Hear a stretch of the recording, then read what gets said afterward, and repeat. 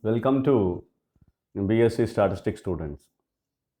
So I'm discussing sufficient estimators. So in this class, I discuss for one more distribution, the sufficient estimator of the parameter lambda in an exponential population. So that is in the exponential population, if we consider exponential distribution, what is the sufficient estimator or sufficient statistic of the parameter lambda in the exponential population? So I am considering what is the function of the exponential population. So I consider first of all x1, x2 and so on xn, the random sample of size n. It is drawn from the exponential population whose density function is f of x comma theta. Theta is I am considering lambda.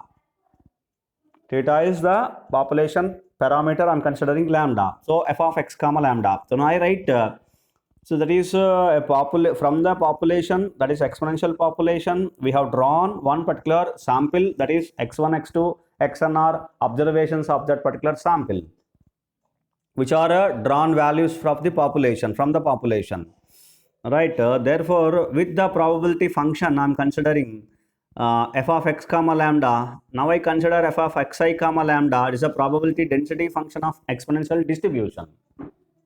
So if we consider f of xi comma lambda, it is lambda into e power minus lambda xi. Okay, and xi it is always greater than 0, and lambda is also parameter greater than 0 in the exponential population, exponential distribution.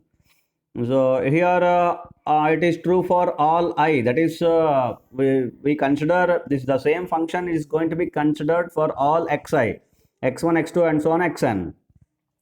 So now I am calculating the likelihood function. We know we are proving by using the Neyman's factorization theorem the sufficient estimator or sufficient statistic. So therefore, for which we have to calculate likelihood function.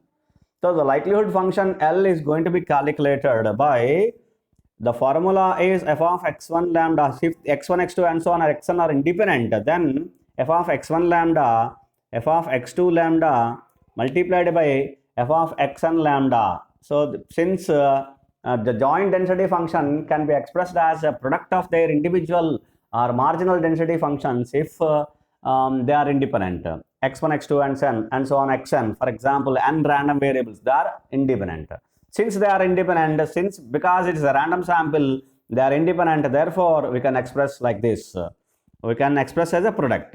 So now I'm substituting the formulas for each and every variable. Lambda into e power minus lambda x1 multiplied by f of x2 lambda.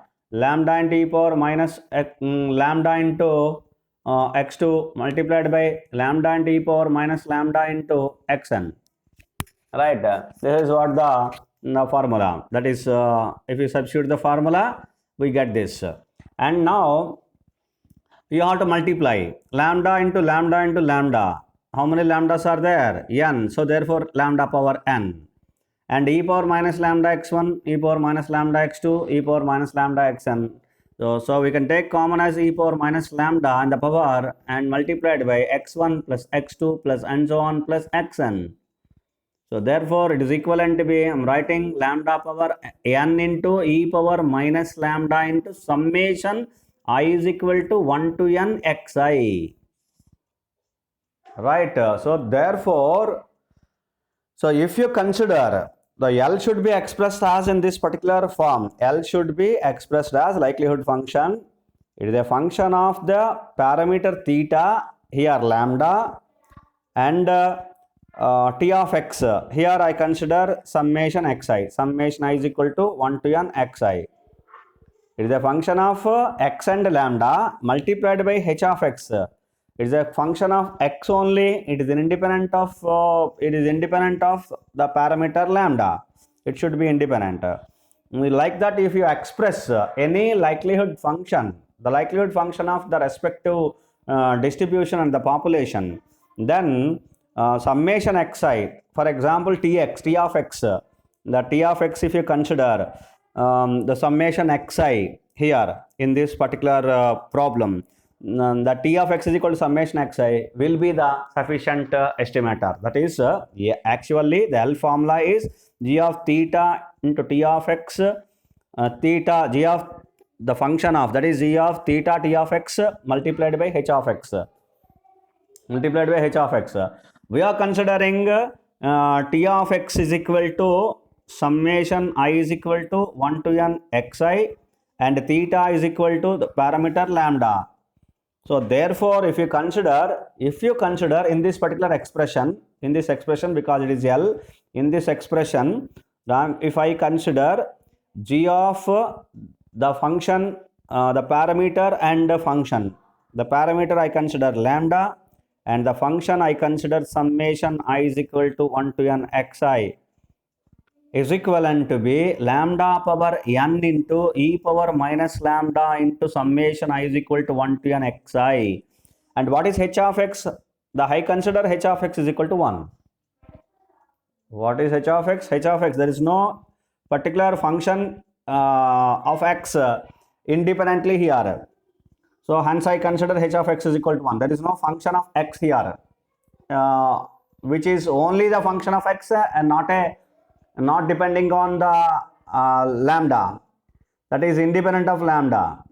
Independent of lambda, there is no such function exist here. You see, you observe here, lambda power n into e power minus lambda into summation xi, in which there is no individual function of x. Therefore, I am considering h of x is equal to 1.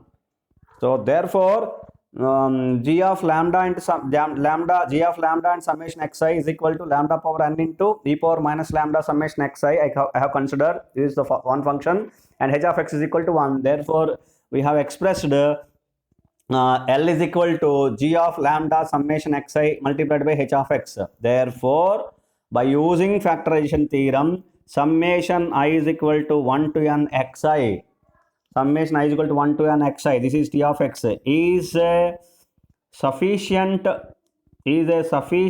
estimator or sufficient statistic estimator of the population parameter or simply parameter lambda in an exponential distribution. In an exponential distribution or exponential population. So this is what the calculation. Similarly, calculation was finished. I specify one more thing. As similar as if you consider invariance property of consistent estimators, that we can specify x bar is equal to 1 by n summation xi. It is a function of xi, function of summation xi. So x bar is equal to 1 by n summation xi. We can write it is a sufficient estimator of the population parameter lambda as well. We can also specify that by using the invariance property. So summation x, actually we have derived from this its summation xi, and also we can specify x bar is also sufficient estimator for the population parameter lambda in an exponential population or exponential distribution. Hope you understand. Thank you very much.